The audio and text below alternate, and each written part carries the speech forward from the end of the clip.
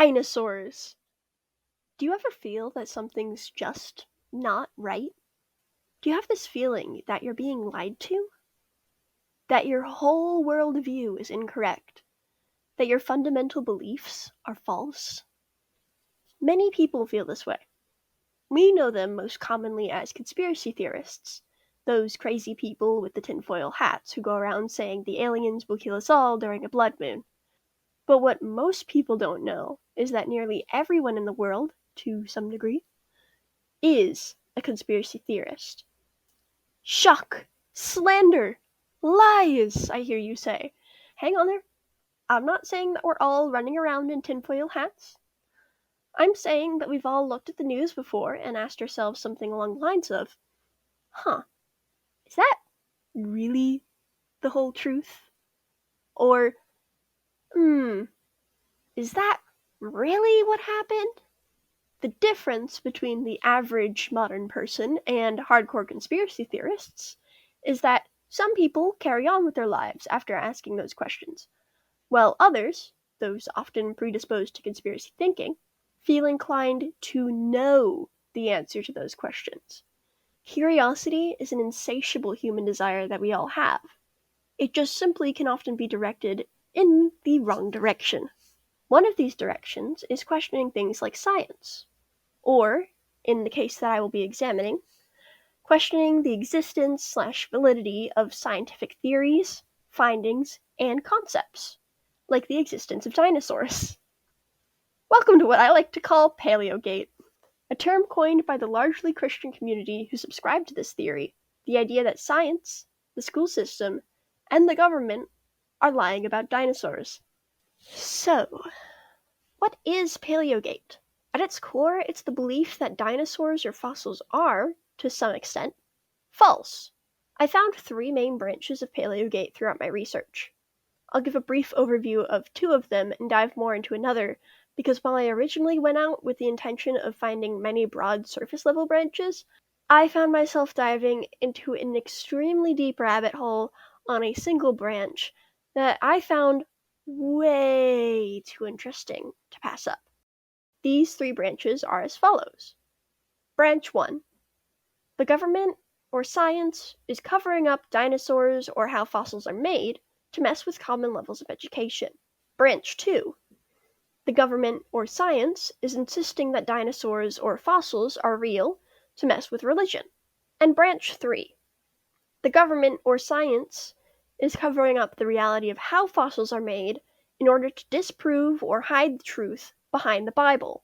I'm using the AGMM conspiracy theory classification system, and these all fall under the AGMM-3.A branch to some extent, the planted dinosaur bones category. I've classified them as branches AGMM-3.A-B1, AGMM-3.A-B2, and AGMM-3.A-B3, respectively. Branch 1 consists of people insisting that dinosaurs aren't real, and that the insistence that they are real is part of an effort to brainwash our children. People who believe in this branch often find issues with the level of general education that people receive, usually in America, but also elsewhere, and they have a strong distrust of the government as a whole.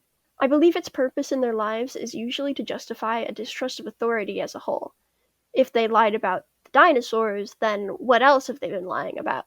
Branch 2 consists mostly of fully denying that dinosaurs and fossils are real, and that they are a hoax by what some call big science, or by the government, in order to make our faith in the Bible waver. This theory is usually spread by extremely faithful Christians. I believe its purpose in their lives is to bridge, in a way, the gap between what the Bible says happened historically on Earth and what science says happened on Earth.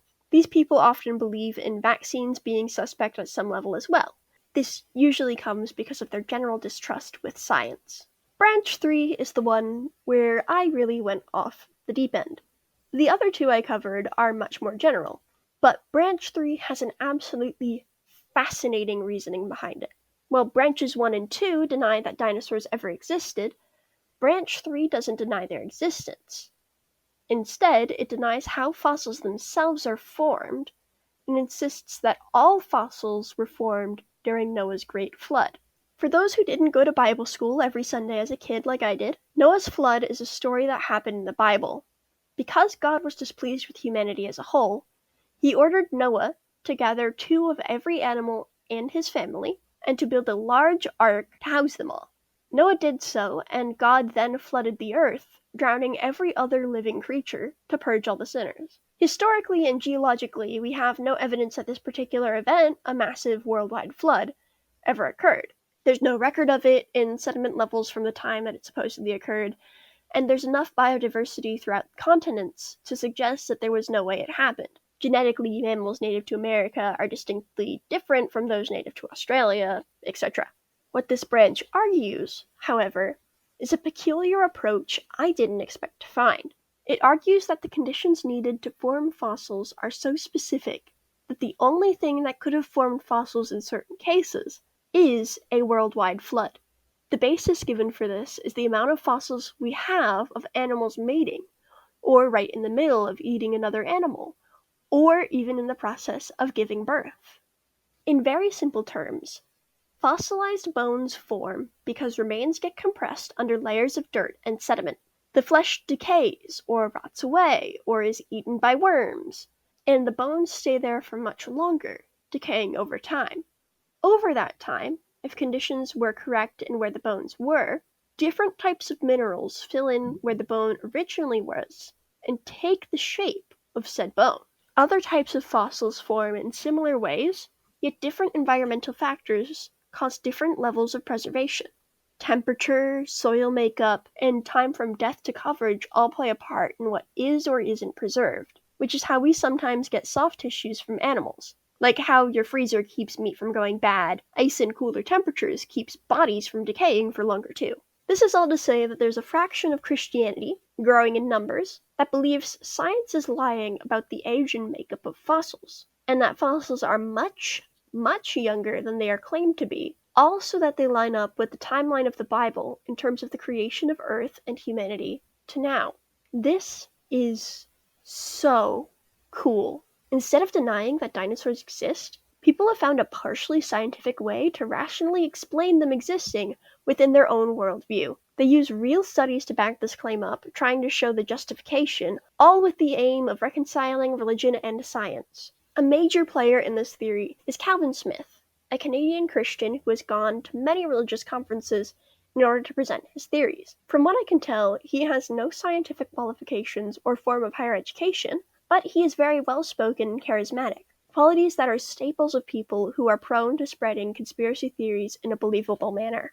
Another person I looked into is Ken Ham, who had a full 2.5-hour-long debate with the Bill Nye the Science Guy on this exact topic. From what I can tell, Ham doesn't have any qualifications from science or higher education either, but he has published a pamphlet called Dinosaurs in the Bible, available on Amazon, which I wanted to read, but couldn't because I don't have $31 to spend on 24 pages of writing. This branch also prescribes to a lot of what branches 1 and 2 believe, just in a mixed way. They're skeptical of science, the government, and education, and what hand each of these systems plays in the conspiracy theory varies largely based on which believer you're talking to. I even found this comment under one of Calvin Smith's videos that says the only reason the flood is happening is because of the gays. So we can even get to link back to that theme sometimes too, depending on who you ask. As you can probably tell, I researched this branch a lot. I mean, how could I not? It hits everything we were looking for. The function, bridging religion and science together into a cohesive worldview. The underlying societal concerns of what if they're teaching false information in schools? If schools are making my children not believe in Jesus? If the government or science is lying to us? Or if science is mistaken? And the symbolic meanings of the narrative elements, covering fear, protecting our children, mistrust of science and authorities. It's all too perfect. To sum this all up as a whole, without being too specific, whether dinosaurs actually are real or not, why deprive yourself of the joy that comes with believing in them? No matter your religious belief, this life's only so long. So you may as well have some ideas of large reptilian, or aviary, friends to keep you company during it. Thank you for listening to Paleogate, and I hope you all have a wonderful day.